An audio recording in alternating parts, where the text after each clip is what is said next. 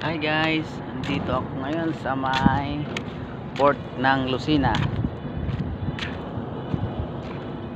Ito yung port ng Lucena. Ngayon nag-aantay kami ng barko naming sasakyan na manggagaling pa sa Romblon.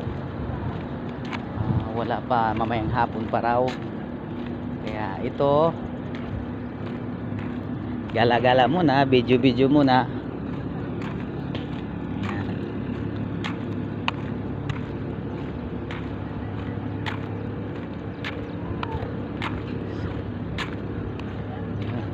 Ito yung port ng Lucena. Maganda siya, malinis. Ayun yung mga truck namin na parada. Ayan. Ayun. Malinis siya. Ito yung bagong barko ng Montenegro, Binibining, Batangas. Ayan. Ayan. Ito siya.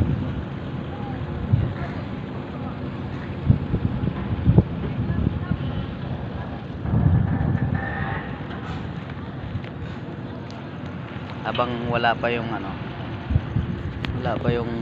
barko namin, gala-gala lang, video-video. Yan, malinis, maganda yung port nitong Lucena port. Malaki rin siya.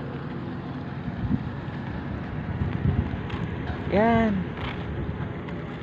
Pero ngayon maghapon pa kaming mag-antay mula kahapon, at ngayon maghapon pa uli dahil wala pa yung barkong sasakyan namin patawid dun sa Romblon.